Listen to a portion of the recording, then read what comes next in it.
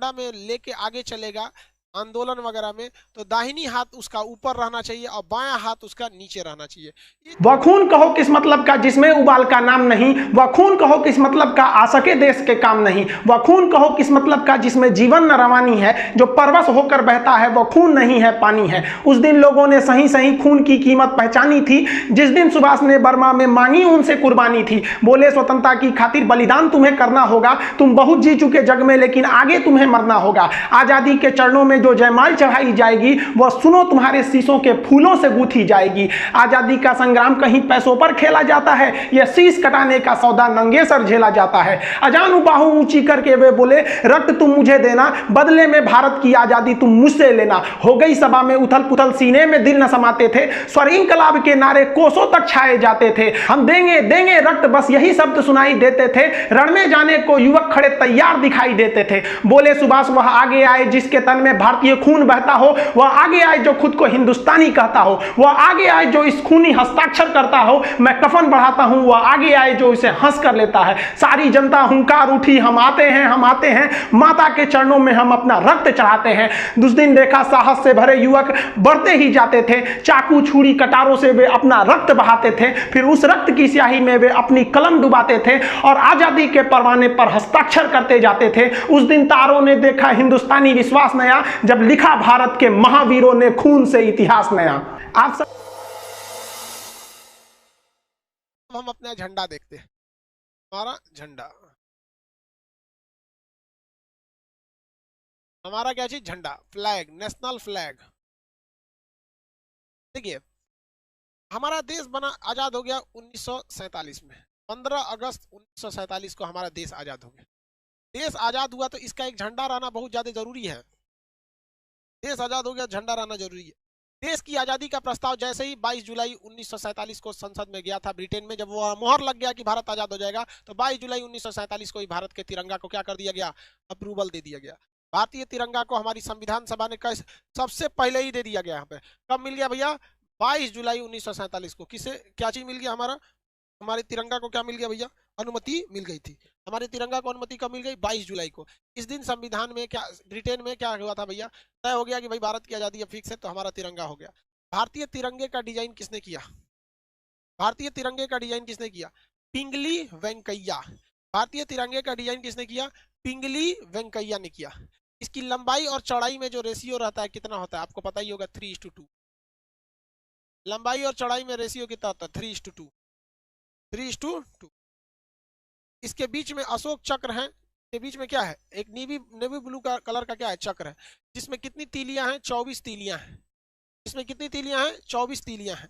ये 24 तीलियां किसको दर्शाती हैं, ये 24 तीलियां हमें दर्शाती हैं कि हमें राष्ट्र निर्माण के लिए 24 घंटे अथक रूप से चलते रहना है।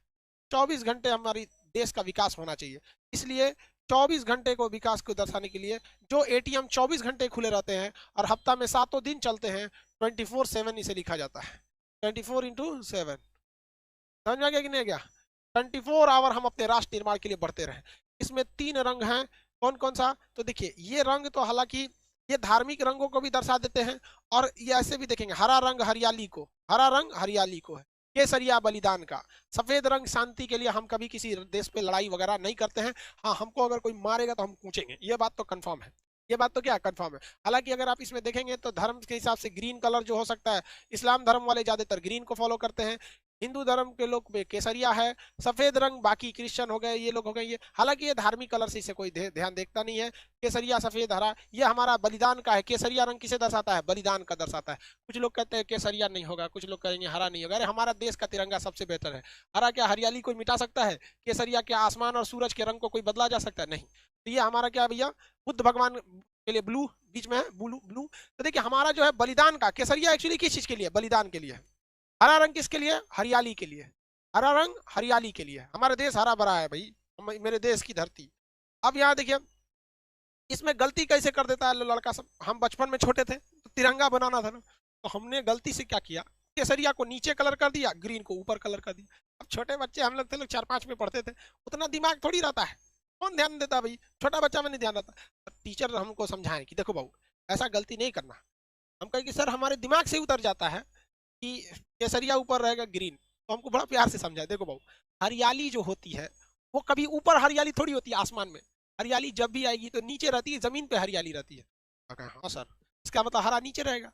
और सूरज का रंग केसरिया होता है, वो कहाँ जमीन पर रहेगा, नहीं तो ऊपर रहेगा। तो छोटे बच्चों को ऐसे ही समझाया जाता था, हमने गलती कर दिया था। समझा गया कि नहीं आ गया? आगे बढ़े। हमारा झंडा, झंडा रूल के हिसाब से आप सूरज निकलने से पहले अंधेरे में झंडा नहीं लहराएंगे। सूरज निकलने से पहले अंधेरे में झंडा नहीं लहराएंगे। यानी जब भी झंडा लहराना है तो जब सूरज निकल जाए, सूर्योदय की रोशनी में, सूर्य की रोशनी में हमारी झंडा का तोलन होना चाहिए, फ्लैग होस्टिंग एकदम।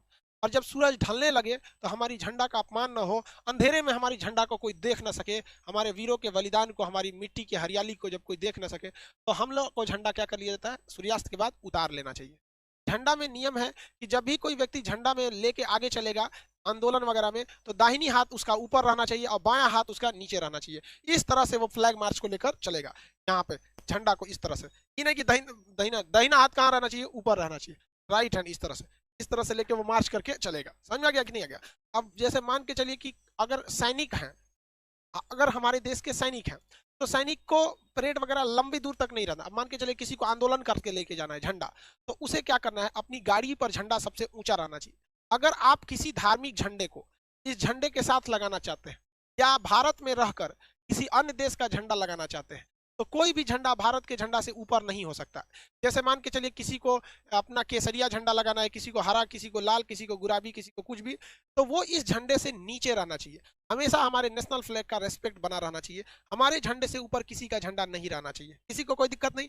देश के अंदर अब पता चला अमेरिका में गए, कहेंगे कि हमारे झंडा ऊपर रहेगा, तो भाई अमेरिका के लोग का देश वो अमेरिका है, वो अपना झंडा ऊपर रखेंगे, तो ये तो बेवकूफी हो जाएगी ना भाई, आपका नियम अपने देश में लगता है।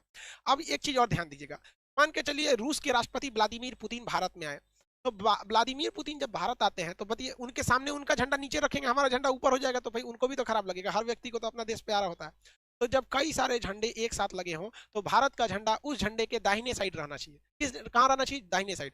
मान के चलिए रूस अभी हमारा मित्र है, तो हमारा अपने मित्र को तो हम भी निराश नहीं ना करेंगे। नेशनल भाई सबके लिए इक्वलिटी की बात है। तो जब कभी भी आप अपने देश में किसी दूसरे के झंडे को बराबरी रखते हैं, जैसे कोई भी देश, पाकिस्तान वालों की बात नहीं कर, भारत में रूस वगैरह की बात, तो हमें क्या करना है, उसको राइट साइड में रखना है। अपने झंडे को कहाँ रखना है, राइट साइड। अगर कोई आंदोलन या जैसे किसान आंदोलन चल रहा है, तो किसी को अगर उसमें तिरंगा लेके जाना है और अगर दाहिनी हाथ से उठा के ऐसे थक गया है बेचारा, कितना दूर ले जाएगा, सैनिक तो है नहीं, आम आदमी सैनिक की तो नहीं रहता है, तो उसे अपने दाहिने कंधे पे क्या करना है, झंडे को ऐसे रखना है, दाहिने कंधे पे झंडे को रख के लेके चलना है। और याद रखना चाहिए कि जो व्यक्ति दाहिने कंधे पे झंडा को रखा है वो आंदोलन में सबसे आगे रहना चाहिए। आंदोलन में क्या रहना चाहिए, सबसे आगे रहना चाहिए। और झंडा कभी भी जमीन से टच नहीं होना चाहिए, इससे हमारे झंडे की क्या हो जाएगी, बेइज्जती होगी। तो झंडा ऐसे तो उसे दाहिना हाथ रख के झंडा को हमेशा ऊपर लेके रखना है, लेकिन जब कभी भी थक जाएगा तो उसे कहाँ रखना है, अपने दाहिने कंधे पे लेके। और आंदोलन मार्च में वो सबसे आगे रहना चाहिए। ये नहीं तो इस तरह से बहुत ज्यादा झंडे का अपमान एकदम सरासर गलत है। अरे भाई जो देश प्रेम नहीं कर सका उसको खुद को सुसाइड करके मर जाना चाहिए। क्योंकि यार एक जानवर को भी अपने खूंटा से बहुत प्रेम होता है, जहां उसे बांधा जाता है ना उसे वो बहुत प्रेम करता है, वहां उसे गंदा नहीं करता है। और कैसे लोग हमारे देश को लोग उल्टा सीधा बोल देते हैं, हम अपने झंडे का देखिए, एक जाने अनजाने में कभी हो गया, जैसे कभी हम 26 जनवरी को आप देखेंगे सड़क पे कभी कोई तिरंगा गिर गया है, तो कोई जानबूझ के नहीं फेंका होगा, जाने अनजाने में उसे गिर गया होगा, तो आप कम से कम उसे उठा लीजिए।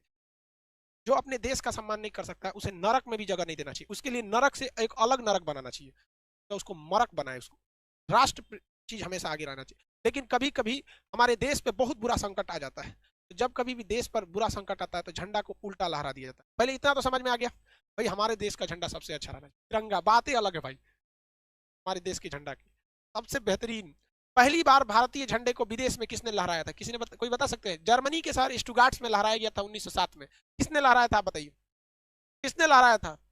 अंतर्राष्ट्रीय सम्मेलन में हमारा तिरंगा सबसे पहले किसने लहराया था? मैडम भीखाजी कामा। एक सैल्यूट उस वीर महिला के लिए, भारतीय स्वतंत्रता की जननी कहा जाता है मैडम भीखाजी कामा को। तिरंगा झंडा लहरा दिया था 1907 में, जब हम गुलाम थे तब लोगों ने देखा कि भाई ये किसका झंडा है, तब पता चला कि भैया ये देश भारत का ये क्या है, झंडा है। समझ में आ गया कि नहीं आ गया? किसी को दिक्कत है तो बोले, किसी को कोई दिक्कत? आगे बढ़े,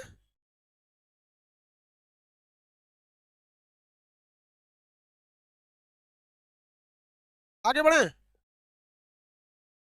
अब देखिए झंडा के साथ दो कंडीशन, ये जो झंडा ऐसे सीधा है, अगर हम इसे ऐसे कर देंगे झंडा को, तो टेबल कुर्सी पे जब झंडा रहता है तो दो झंडे ऐसे रह जाए तो कोई दिक्कत नहीं है, दो दो झंडे अगर तिरछा हो जाए तो कोई प्रॉब्लम नहीं है। जैसे ये देखिए, अभी कोई दिक्कत नहीं, अभी कोई दिक्कत नहीं है,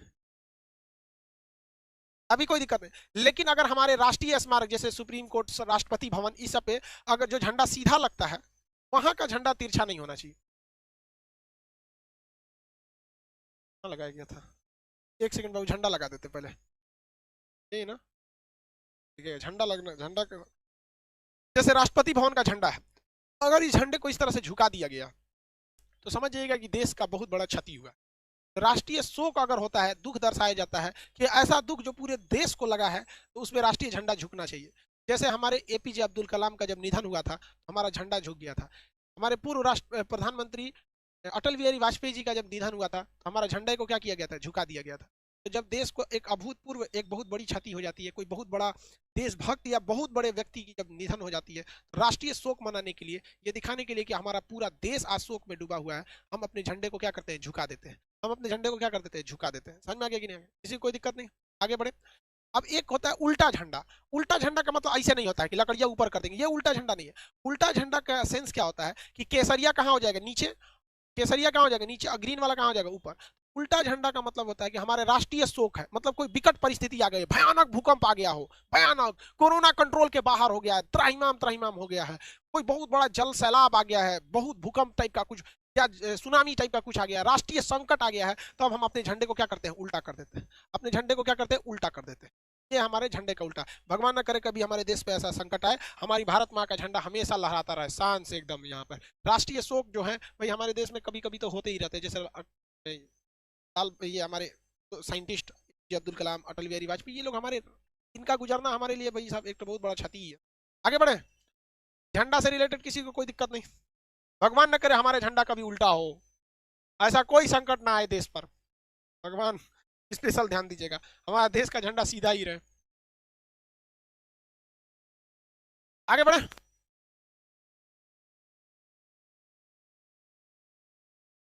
किसी को कोई दिक्कत नहीं। अब एक होता है पताका। देखिए पताका, हमारा झंडा है, हमारे पास पताका नहीं है। पताका इस टाइप का होता है, धार्मिक झंडा होता है, देखते हैं तीन कोना झंडा इस टाइप का, ये सब क्या है, सब पताका है सब। तो हमारा झंडा, हमारे पास क्या है, झंडा है, पताका नहीं है। ये सब तो धार्मिक चीजों में होता है, बाजार पे दिखेगा या फिर बजरंग बली का दिखेगा झंडा, या इस तरह से भगवा, वो सब टाइप का हमारा तिरंगा नहीं होता। हमारा तिरंगा 3:4 के रेशियो में होना चाहिए। किसी को कोई दिक्कत नहीं, हो गया।